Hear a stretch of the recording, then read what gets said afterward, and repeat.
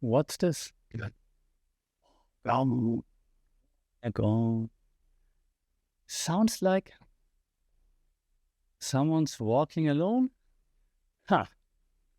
This means more. It's a great slogan, right? It's great marketing. It's brilliant marketing. It makes you feel something. Well, until you stop winning. And right now, Liverpool certainly not winning. And they're not just losing. They're not just losing games. Right now, because it's not a sports podcast, but right now I think Liverpool is like suffering what I want to call from academic background and narrative collapse. Like the media, Meeks too, but more Jamie way more than Big Meeks. The media is circling, right? Like, oh, what's going wrong here? What's going wrong there? There's more. The fan base just fracture is probably nicely put. The communication coming out of LFFC is like, So today we're not just talking about like the expected goals, defensive lines, Flo Wirtz, who is one of our best German players out there. But we're talking about Roland Barthes, René Girard, or maybe even a little bit of Marshall McLuhan. Now, if you don't know this lineup, don't you worry, you will know them at the end of the podcast, because we talk about why is a football club in crisis is not just this standalone concept of it's just a football club. Yeah, it's not just a one-time thing. It's more like how do I compare this? Like a ritualistic, let's go with this ritualistic sacrifice waiting to happen. And you will see what I mean by that in just a moment. Because you will walk alone if you do not fix the communication. Here we go.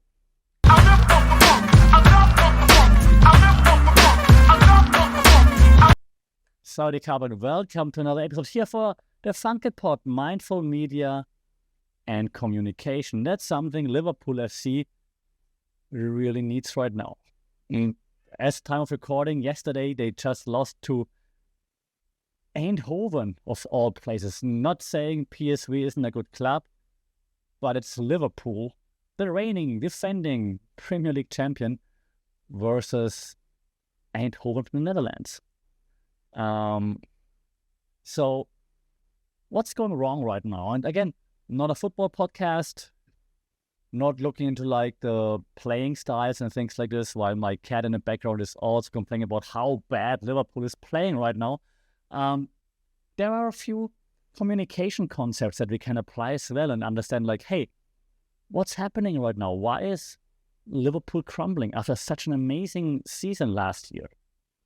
And the first one, and I mentioned them in the lineup, the first academic theories we want to talk about is called Roland Barthes. Okay, so Barthes, he talked about something that he called, and you're familiar with it, mythologies.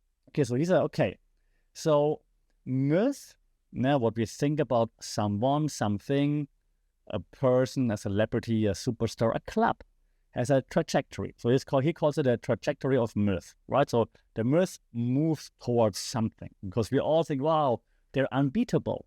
And then it becomes reality because we all think, oh my God, they're unbeatable.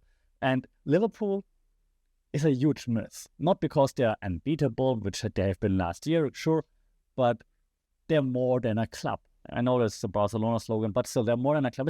It's a myth. It's, the cop, the 12th man, European royalty. So Liverpool is something special. Liverpool Football Club is something special. Even if you're not a Premier League fan, and I am not, as you can guess from the accent, it's still something special. So now Barthes, he says, let's look at myth. And if you look at myth, we can see how they naturalize history. Meaning, in this case, when Liverpool wins, the myth will say, that's destiny. It's a big club. Like Jamie Carragher's such a big club. Success had to come back to the Kop. We are something special. But when they lose, this whole concept backfires. Yeah, the slogan like "this means more" suddenly sounds pretty arrogant, if you're honest. So the myth, the concept of the myth, prevents an honest analysis because they believe they're special by some divine right, not by competence. And yeah, no hate. But when you hear right now Jamie Carragher talking about Liverpool on Golazzo, for example, yes, he's criticizing certain players, but it's still the same thing. It's like, this is Liverpool. We should be better. We should be winning those games. He said, when you play Eindhoven, you think you're going to win 3-1 or something like this. Yeah, this is like this, we're a myth, we're something special.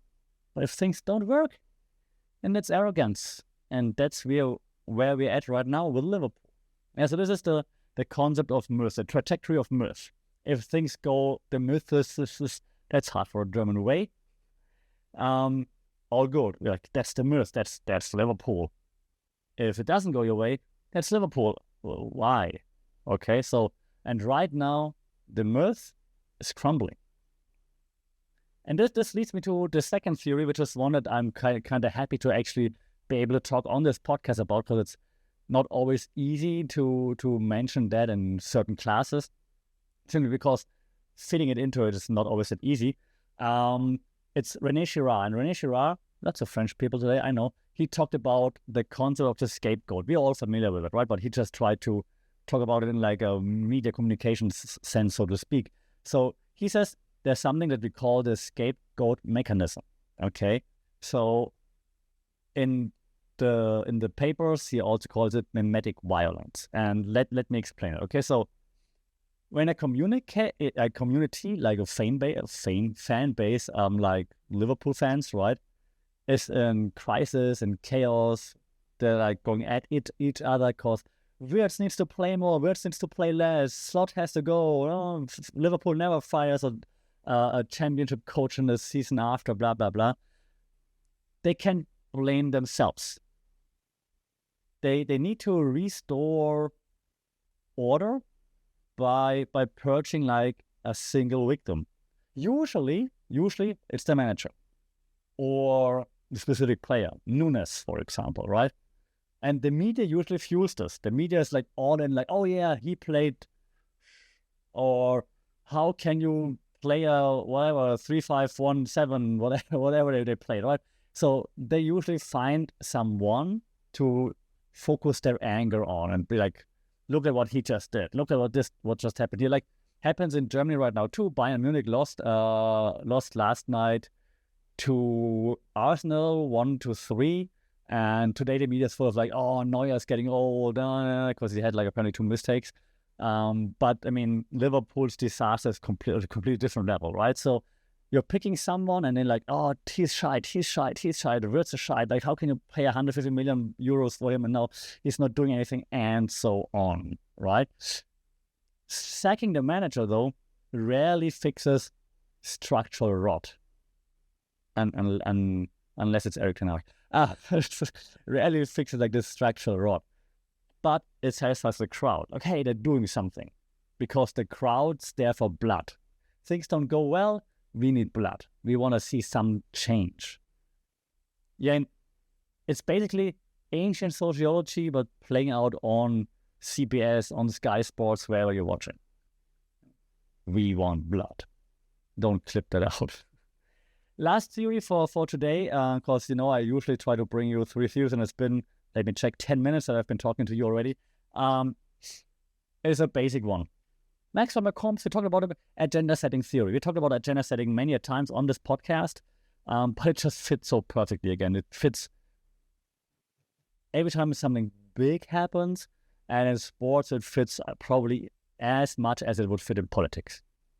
Yeah, so the concept here is you frame the crisis. If you can put a frame around the crisis, yeah, you can say, okay, hey audience, look at what's within the frame. The crisis is huge, but I put my frame on it and tell the audience, look, what's inside the frame. Everything outside, you ignore. Don't worry about it. Look at what's inside the frame. So you try to frame the crisis. Now, every stakeholder here tries to frame the crisis in a different way, right? So there are The club owners, they will, of course, not say it's their fault. They will say it's the manager's fault, right?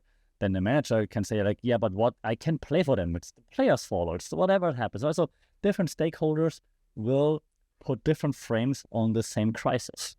Now, the media does the same thing, right? The media will not tell you what to think exactly, but they will tell you what to think about. So they take the frame, they're like, hey, look at this. They're not saying, I don't know, Wirtz has to go or Slot has to go. Eventually they will. But it will be like, is Arne Slot still the right coach? Is Florian Wirtz really worth 150 million euros? So that's the frame they put on there. So that you keep thinking about it. They know they cannot tell you what to think because we want autonomy. We don't want people to tell us what to think. But by repeating what to think about, they can also set their agenda and put their frame in front of us, and we keep looking at that frame. Okay? Let me apply that a bit more. If Brentford loses 3 games, that's like bad form in the media narrative. If Liverpool loses 3 games, or 8, the media frames as like an end of an era, right? So then they will like hyper focus on body language of players, of the coach, on angry tweets from club supporters, and will put out like crisis talks and things like this. But the crisis is partially, at least, manufactured by the 24-hour news cycle that needs giants to fall. Because if you don't have giants that fall, it's all boring. What are you talking about, right? If nothing bad is happening. And we all know, and I'm going to put 3 euros into the piggy bank for saying that, bad news is good news. We know it, right? Because we like to click and share and talk about bad news. And that's just it. So now if I put my own spin on it a bit more, that was the academic corner of the EP. If I put my own spin on it a little bit, right? So I would say, if you look at the PR, I would call it toxic positivity, maybe even what clubs are doing. And yeah, all clubs will do that. Now, Liverpool is just the big club in the trenches right now. So they're just like, let's go again. Come on. Woo. Those generic tweets, generic posts, generic apologies, they suck. No hardcore fan wants to hear that. It is corporate speak kind of thing. And we understand why they don't say, sorry guys, we sucked. But as fans, we know you sucked. Admit it. Do something about it. If you don't want to hear like, thank y'all, and we go again next time, yeah, well, up yours. Eventually you go alone. Eventually you walk alone. Okay? So this corporate speak colliding with fan passion doesn't work. You don't need a LinkedIn announcement after you've lost 1-4 to Eindhoven, for example. Okay? That feels inauthentic. And fans want raw honesty. That's why we fell in love with the sport. That's why we follow clubs, right? We want Roy Keane. But what does the club give them? ChatGPT answers. Right? So, okay. Let Roy Keane lose on ChatGPT once in a while. That's what we want. Also, the content. I mean, content needs to be produced, of course. Every club now has their own TV channels. We have like, what does Liverpool have? AFTV, I think, right? The Redman TV is also one that I found. So there's an entire economy built on big teams losing because it's fun. It's fun to analyze. It's fun to watch. And there's an incentive structure behind it. So, as I said earlier, right? Bad news, good news, paying the money.